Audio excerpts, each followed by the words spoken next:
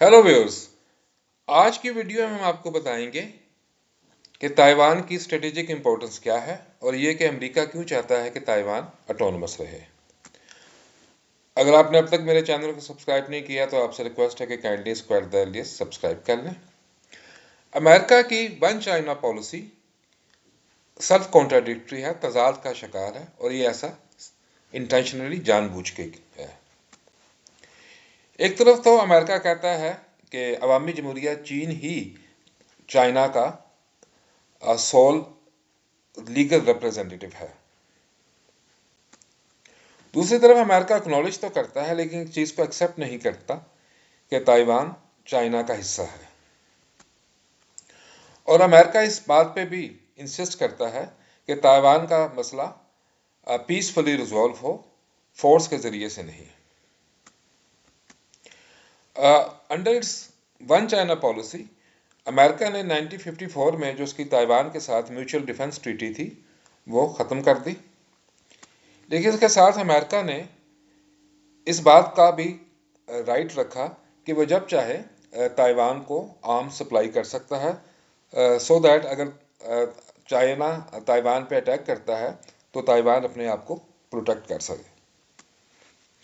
America Taiwan के साथ अपनी रिलेशनशिप को अनऑफिशियल रिलेशनशिप, गैर सरकारी रिलेशनशिप कहता है, जिसका अपेरेंटली मकसद तो यही है कि इन दोनों कंट्रीज़ के दरमियान गवर्नमेंट टू गवर्नमेंट लेवल पे बातचीत नहीं हो सकती, लेकिन बिजनेस टू बिजनेस और पीपल टू पीपल लेवल पे रिलेशनशिप या एक्सचेंज ऑफ डेलीगेशंस हो सकता है। लेकिन इसके बावजूद दोनों कंट्रीज़ की सीनियर लीडरशिप एक दूसरे कंट्री का दौरा करती है।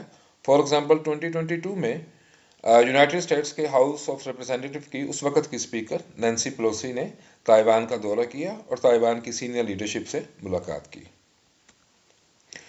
फिर 2023 में ताइवान की प्रेसिडेंट मिस साई ने अमेरिका का दौरा किया, जिसके दौरान उन्होंने हाउस के स्पीकर जो उस वक्त मिस्टर मैकार्टी थे उनके साथ भी मुलाकात की। इस वजह से बहुत से एनालिस्ट ये कहते हैं कि वन चाइना पॉलिसी को ताइवान स्ट्रेट पॉलिसी कहना चाहिए, क्योंकि ये मुकम्मल तौर पर वन चाइना पॉलिसी नहीं है। अब इस पॉलिसी का क्या मकसद है और यूनाइटेड स्टेट्स ने क्यों इस पॉलिसी को इतना सेल्फ कॉन्ट्राडिक्टरी रखा हुआ है, उसकी वजह यह है कि ये पॉलिसी अमेरिका को इस बात की मदद करती है कि वो बीजिंग और ताइवान दोनों के साथ अपनी इंगेजमेंट को मेंटेन रखे, और अमेरिका इस पॉलिसी में बहुत हद तक कामयाब हुआ है। अब हम बताएंगे कि वन चाइना पॉलिसी पे बीजिंग का क्या रिएक्शन रहा है।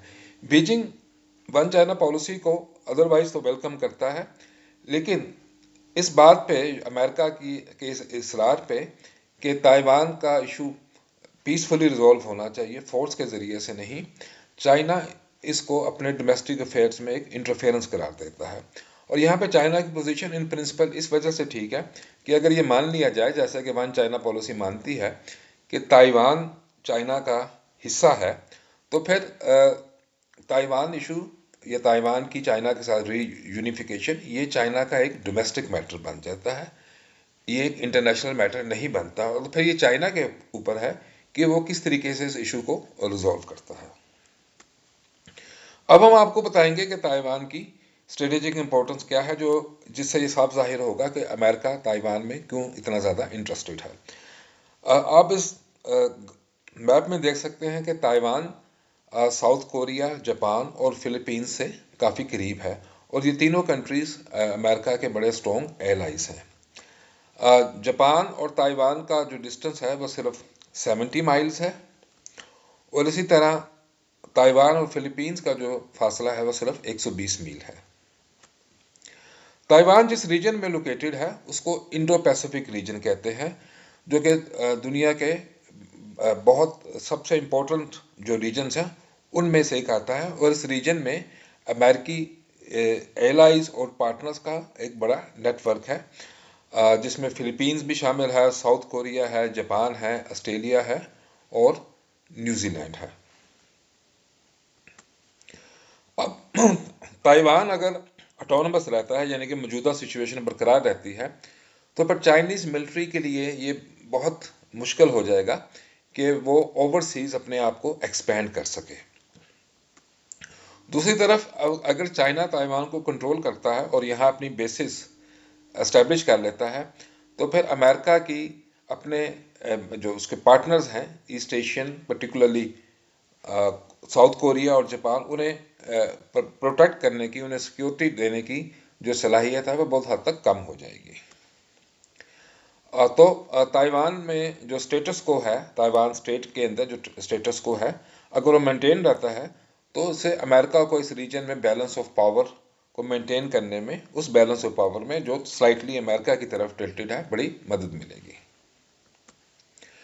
अमेरिकन एलाइज का ये ख्याल है कि जिस तरह अमेरिका ताइवान को प्रोटेक्ट कर रहा है चाइना के ख़िलाफ़, इसी तरीके से अमेरिका इन दोनों कंट्रीज़ को भी, ख़ासतौर पर कोरिया और जापान को, चाइना के ख़िलाफ़ प्रोटेक्ट करेगा। जबकि चाइना का कहना यह है कि हमारा कोई इरादा नहीं है कि हम साउथ कोरिया या जापान के ऊपर कोई फोर्स इस्तेमाल करेंगे।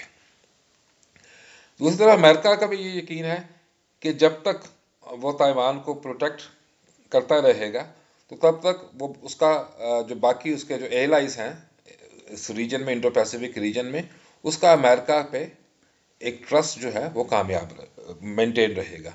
तो आपने ये एविडेंट है कि ये ना सिर्फ एक स्ट्रेटेजिक गेम है, बल्कि ये एक साइकोलॉजिकल गेम भी है, एक माइंड गेम भी है, जिसमें इस वक्त अमेरिका और चाइना एंगेज्ड है। इसके अलावा इंडो पैसिफिक रीजन इकोनॉमिकली दुनिया का सबसे वाइब्रेंट रीजन है। ख़ासतौर पर हाई क्वालिटी या हाई एंड मैन्युफैक्चरिंग में ताइवानीज़ कंपनीज़ का एक बहुत बड़ा नाम है। दुनिया के जो 70% सेमीकंडक्टर और 90% एडवांस चिप जो है वो ताइवानी कंपनीज़ बनाती हैं। और ये हम सबको मालूम है कि मौजूदा दौर में चिप्स और सेमीकंडक्टर जो है उसकी बहुत ज़्यादा अहमियत है, और ख़ास तौर पर जो इंफॉर्मेशन एंड कम्युनिकेशन टेक्नोलॉजीज़ हैं उसका एक ख़ास कंपोनेंट जो है, एसेंशियल कंपोनेंट, सेमीकंडक्टर्स और चिप्स हैं। इस वक्त अमेरिका और चाइना के दरमियान एक टेक वॉर, एक टेक्नोलॉजिकल वॉर जारी है। तो अगर ताइवान अमेरिका का एलाई रहता है, उसका एक ऑटोनमस स्टेटस बरकरार रहता है, तो अमेरिका के लिए इजी होगा कि वो ये एक टेक वॉर जीत ले। लेकिन अगर ताइवान चाइना का हिस्सा बन जाता है तो फिर अमेरिका के लिए ये टेक वॉर जीतना बहुत मुश्किल हो जाएगा। उम्मीद है आपको ये वीडियो पसंद आई होगी। आपसे दोबारा दरख्वास्त है, रिक्वेस्ट है कि प्लीज़ मेरे चैनल को सब्सक्राइब करें। Thank you for your time.